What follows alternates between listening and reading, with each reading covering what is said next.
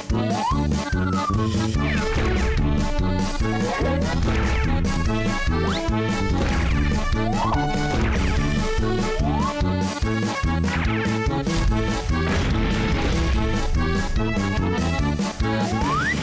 ันนี้เสนอตอนแย่งที่ขายของได้เยอะอยู่แล้ว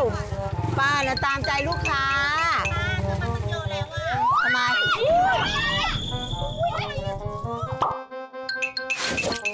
ป้าอะไรเรียกทำไม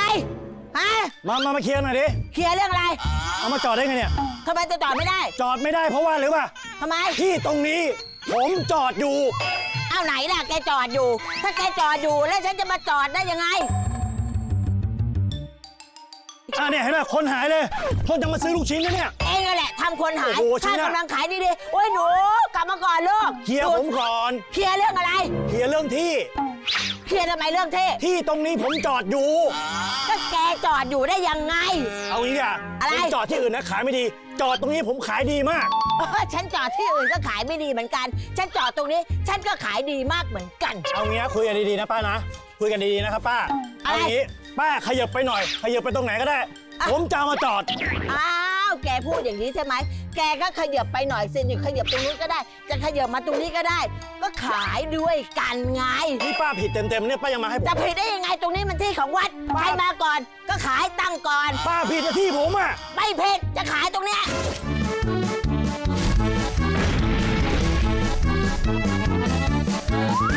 ป้าอะไรเอามาจอดได้ไงเนี่ยทำไมจะจอดไม่ได้จอดไม่ได้เพราะว่าหรือป่ะทำไมที่ตรงนี้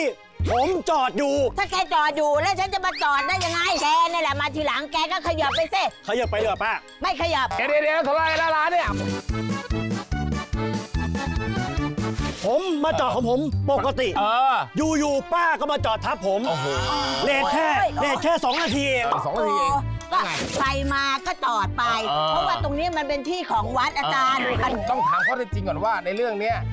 เราจอดประจำถูกไหมจอดประจำเลยแล้วเสียค่าที่จอดให้กับวัด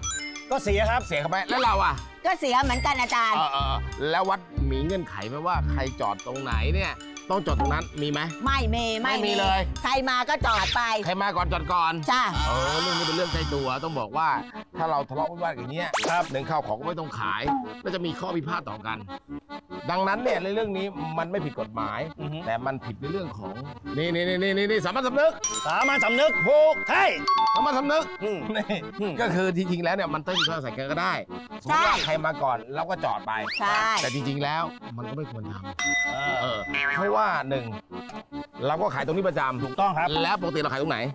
ก็ใกล้ๆกันเนี่ยแหละอาจารย์แล้วที่ตรงที่เราใกล้ๆกันเรามีที่จอดไหมก็ว่างอยู่ใช่ไหมจริงๆแล้วเราจอดที่เก่าเราก็ได้เพื่อลดข้อขัดแย้งกันถูกไหมถ้าถามว่าที่ตรงนี้มันเป็นที่